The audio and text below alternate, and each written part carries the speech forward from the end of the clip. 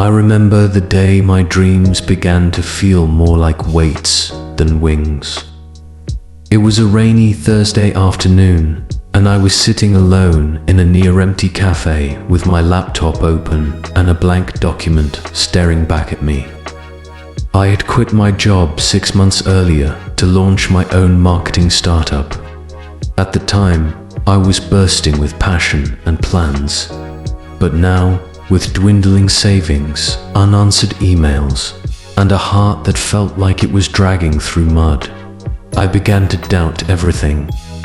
Maybe I'm just not cut out for this, I muttered under my breath. Across the room, someone chuckled. I looked up and saw Ethan, an old college friend I hadn't seen in years. He was always the guy who radiated positivity without sounding fake. Somehow, just his presence made the air feel lighter. "Still talking to yourself?" He grinned, walking over. We exchanged greetings, and after some catching up, I couldn't help but vent about how things had fallen apart. I told him about the failed pitches, the sleepless nights, and the growing fear that maybe I'd made a mistake leaving my stable job. Ethan listened quietly, then leaned back and said, "You know what you need. Optimism. Real optimism." I frowned. "You mean toxic positivity? Pretending everything's fine when it's not?" He shook his head. No. I mean grounded optimism. The kind backed by science, faith, and experience. The kind that sees reality but chooses to believe you can still shape it. That conversation changed my life. Step 1. Understand what optimism really is. Ethan explained that optimism isn't about ignoring problems. It's about believing that setbacks are temporary and challenges are solvable. He told me about a study by Dr. Martin Seligman, the father of positive psychology, which found that optimistic people are not only more successful, but also healthier and longer living. Optimists view failures as things they can learn from, he said. They don't internalize defeat as a definition of their worth. That night, I went home and began journaling not just what went wrong that day, but also what could go right tomorrow. It felt strange at first, but it planted a seed of hope. Step 2. Start with small wins. You need momentum, Ethan told me the next time we met. Even the smallest win can give you the energy to take the next step. He encouraged me to set 3 tiny goals each day. Not massive achievements, just doable steps. Send 1 follow-up email. Write 200 words. Meditate for 10 minutes. I took his advice. Slowly, the blank pages started to fill. I reconnected with a few old clients. I even landed a small project from a cold email. Each win, no matter how small, added a brick to the bridge between where I was and where I wanted to be. Step 3. Visualize your success. Ethan shared a story from ancient times about Hannibal, the great Carthaginian general who crossed the Alps with war elephants. When his army said it was impossible, he responded, "We will either find a way or make one." Visualizing success, Ethan said, isn't magic. It's mental conditioning. Athletes do it. Leaders do it. It helps your brain believe the goal is achievable. Every morning, I began visualizing myself succeeding, closing deals, inspiring a team, giving a TED Talk.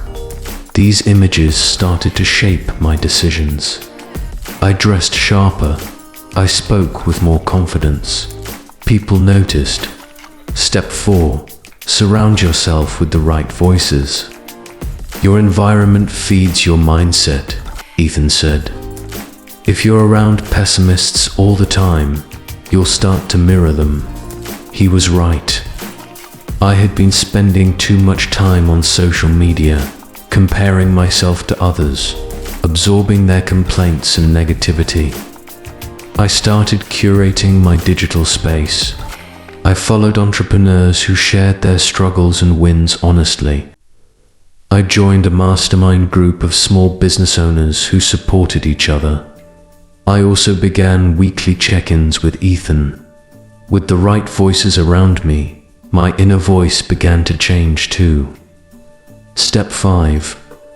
Lean into faith when optimism falters. There were still dark days, nights when optimism felt like a cruel joke. When a major client pulled out, I felt myself spiraling. That's when Ethan reminded me of something deeper. Optimism is powerful, he said, but faith is unshakable. Faith reminds you that even when you can't see the path, there's still a purpose. He spoke of the prophet Job, who lost everything but never let go of his trust in God. That story stayed with me. I began praying more, not just asking for things, but seeking clarity, strength, and peace. Faith became my anchor when the storms felt too strong. Step 6. Learn from setbacks without losing momentum. One of the most profound lessons Ethan taught me was this: failure isn't the opposite of success, it's part of it. He encouraged me to track my mistakes and reflect on them, not as reasons to stop, but as guides to course correct. I started a lessons learned notebook.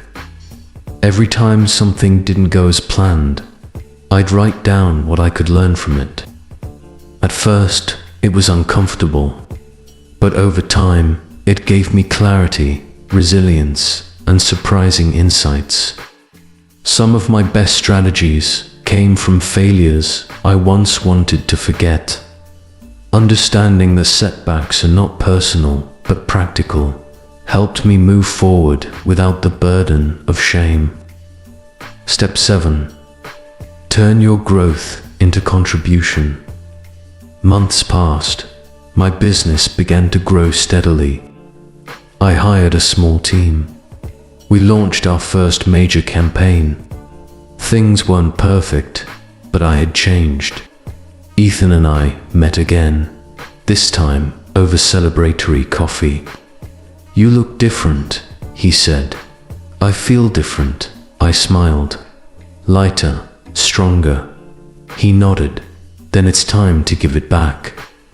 Someone out there needs your story. So I began mentoring a few young entrepreneurs.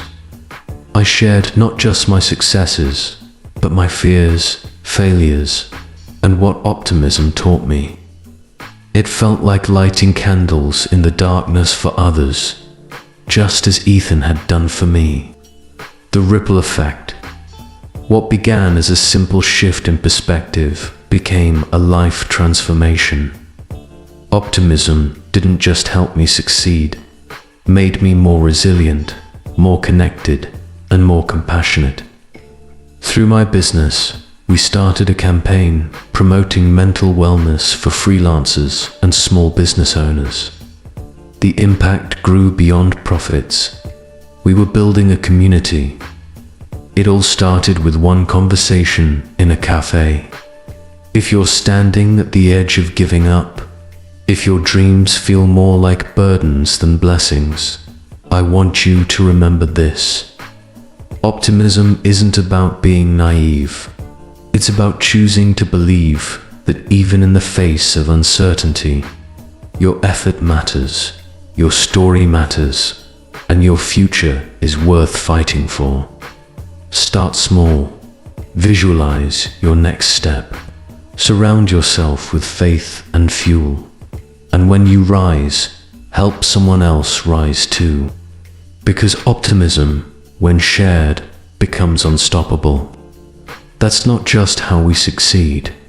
That's how we change the world.